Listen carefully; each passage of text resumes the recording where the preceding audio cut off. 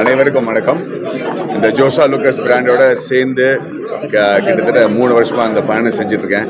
அதில் எவ்வளோ மகிழ்ச்சி, எவ்வளோ சந்தோஷங்கிறது நான் உங்கள்கிட்ட சொல்ல முடியாது. ஏன்னா ஒரு குடும்பமாக இவங்க அதை நடத்துகிறாங்க. இவங்க திறக்கிற எல்லா ஸ்டோர்லேயும் அந்த ஊரில் இருக்கிற மக்களை வந்து சேர்த்து அவங்க அந்த கடையை திறந்து நடத்துகிறாங்க. அதுதான் எனக்கு ரொம்ப பிடிச்ச விஷயம்.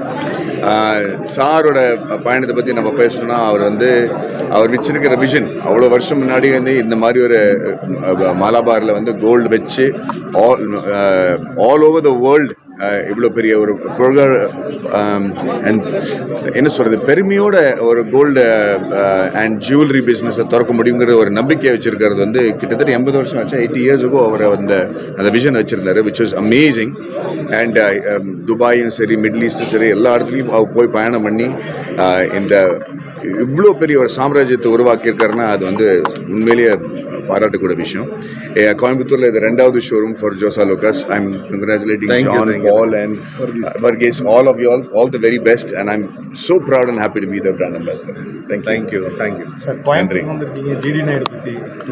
ஆமாம், இப்போதைக்கு ரொம்ப பெருமையாக நான் சொல்ல வேண்டியிருக்கு. ஏன்னா ஜிடி நாயுடுங்கிற ஒரு மிகப்பெரிய ஒரு எடிசன் ஆஃப் இந்தியா அப்படின்னு சொல்லுவாங்க. அவரை பற்றி ஒரு படம் பண்ணுறதுல எனக்கு ரொம்ப பெருமை. ஷூட்டிங் கோயம்புத்தூரில் நடந்துகிட்ருக்கு. கிட்டத்தட்ட 40 நாள் ஷூட்டிங். ஸோ அதை முடிச்சுட்டு ரொம்ப பெருமையோடு அந்த படத்தை ரிலீஸ் பண்ணுவேங்கிற நம்பிக்கை எனக்கு இருக்குது. என்னங்க பண்ணிட்டு இருக்காரு, அதான் அவருக்கு கேட்கல.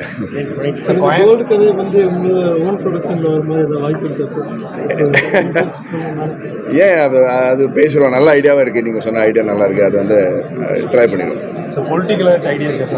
இல்லைங்க, இப்போதைக்கு இல்லை. கரூர் சம்பவம் பற்றி